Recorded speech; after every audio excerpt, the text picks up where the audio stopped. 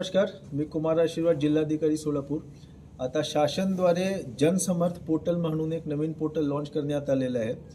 जेही नॅशनलाइज्ड बँक्समध्ये ज्यांचे खाते आहे ते लोक ऑनलाईन जर त्यांनी अप्लाय केलं हा जनसमर्थ पोर्टलवर, तर त्यांच्या जे कर्ज आहे ते 1 ते 2 तासात तो अप्रूव्ह होईल. त्यासाठी आधार कार्ड आवश्यक आहे.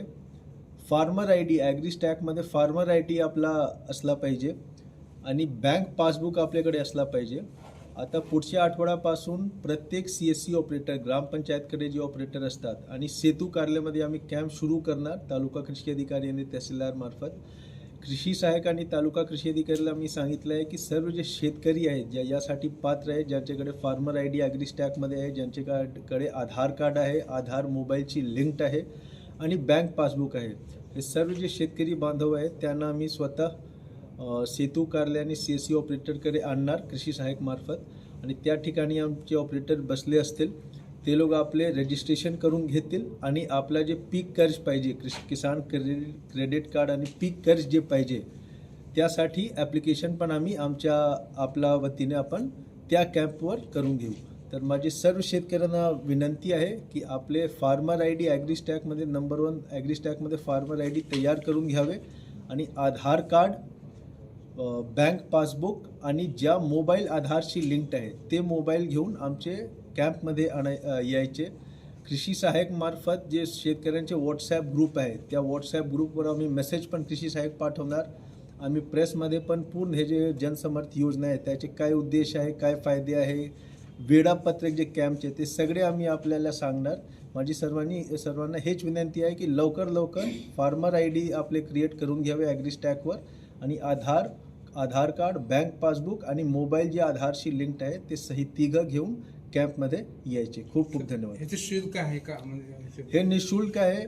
आम्ही प्रत्येक CSC ऑपरेटर आणि सेतू कार्यालयामध्ये मोठे फ्लेक्स लावणार. प्रेस नोटमध्ये, बातमीपत्रमध्ये पण आम्ही बातमीपत्रमार्फत पण माहिती देतो. पूर्णपणे निःशुल्क आहे. 1ही रुपया देऊ नका. प्रत्येक तालुक्यामध्ये आम्ही लँडलाईन स्थापित करतो. जर कोणत्याही व्यक्तीने आपल्याकडून 1ही रुपया यासाठी घेतला, आपण लँडलाईनवर कॉल करा, त्यावर नक्की कारवाई होईल. सर, अनेक वेळा काय होतं की पीक कर्जासंदर्भात बँका जे आहेत की त्यांचं पीक कर्ज अप्रूव्ह वगैरे करत नाही. या ॲपमुळे बँकांवरती कशा पद्धतीनं काय? बघा, यामध्ये ऑलरेडी सगळे डेटा शेतकऱ्यांचे फिट आहे. म्हणून मी सांगतो की ज्या शेतकऱ्यांची ॲग्रीस्टॅकमध्ये आम्ही सगळे डेटा त्यांच्याकडून ऑलरेडी घेतलेली आहे. ॲग्रीस्टॅकमध्ये ज्यांचे फार्मर आय डी आहे त्यांनी फक्त फार्मर आय डी ते कॅम्पमध्ये आपण जावे.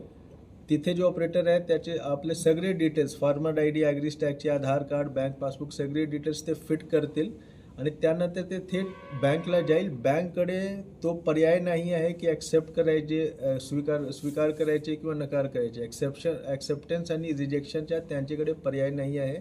सिस्टममध्ये, पोर्टलमध्ये स्वतः सगळे गोष्टी चेक होईल आणि ज्यांचे सगळे ओके आहे ते डायरेक्टली ते बँकला ते जाईल आणि बँकला अप्रूव्हच करावे लागेल. त्यांच्याकडे पर्यायच नाही आहे की तुम्ही रिजेक्ट करू शकता. म्हणून जर आपल्याकडे सगळे कागदपत्र आहे, Aadhaar, bank passbook, farmer I D, आपण फक्त कॅम्पमध्ये आपल्याला जायचे आणि त्यानंतर सगळे आपोआप होईल. या सगळ्या प्रक्रियेला किती वेळ लागतो सर शेतकऱ्यांना? बघा, एक जे आम्ही स्वतः टेस्ट केला होता, 2 शेतकऱ्यांना ऑफिसमध्ये बोलवून आम्ही स्वतः केला होता, त्यामध्ये जवळपास एक शेतकरीला 20 ते 22 मिनिट लागतील. पण शेतकरीला स्वतः नाही करायचे. कॅम्पमध्ये आमचे ऑपरेटर्स राहतील, CSC ऑपरेटर ग्रामपंचायत स्तरावर राहतील, सेतू कार्यालयाचे ऑपरेटर तहसील स्तरावर राहतील. आपल्याला फक्त हे 3 गोष्टी, आधार कार्ड, बँक पासबुक आणि ज्या मोबाईल आधारशी लिंक्ड आहे 3 आणि फार्मर आय डी नंबर, हे घेऊन या तुम्ही. बाकी सगळे आमचे ऑपरेटर्स तिथे बसून करून देतील आपल्यासाठी.